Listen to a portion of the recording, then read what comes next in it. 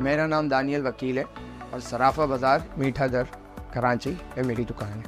ये market basically 1942 से और जो गोल्ड का बिज़नेस यहाँ पे स्टार्ट हुआ है वो 1948 से स्टार्ट हुआ है।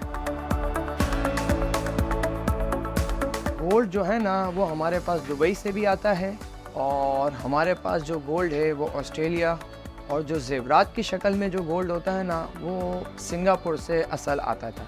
अब 2-3 साल से ऐसा मामला हुआ है कि तुर्किश कंट्री से भी जो है ना गोल्ड आता है यहाँ पे।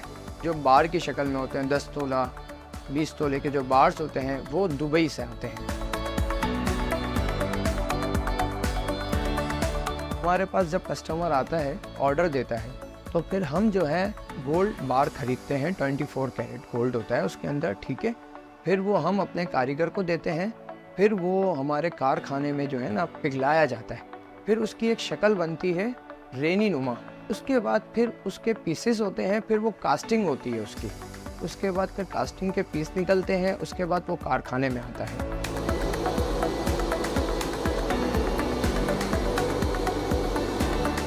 उसके बाद फिर कारीगर उसको बनाता है।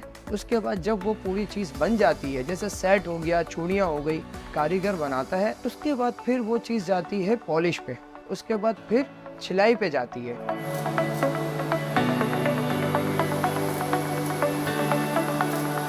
फिर फाइनल टचअप होता है और उसके बाद पॉलिश करके दुकानदार के हाथ में आता है।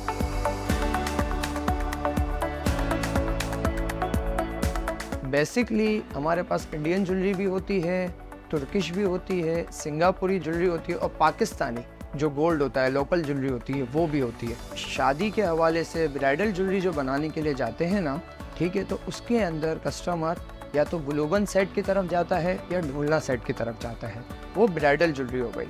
और एक नॉर्मल रूटीन के लिए कस्टमर आता है कि मुझे नॉर्मल पहनना है, तो उसमें कस्टमर हाफ सेट, छोटा पल्ली सेट जिसको नेकलेस कहते हैं, वो 1 तोला 1.5 तोले का होता है। आजकल जो कस्टमर्स की डिमांड है ना वो आते हैं ब्रेसलेट ले लिए, सही डी बालियाँ ले ली, बैंगल्स ले लिए। तो वो जो है ना ब्रेसलेट को और बैंगल्स के अंदर जो है ना बिल्कुल पतली बैंगल्स होती है ना, बिल्कुल चूड़ियाँ जिसको कहते हैं हम, अपना यंग एज की जो आजकल लड़कियां हैं इसको ज़्यादा प्रेफर करती हैं।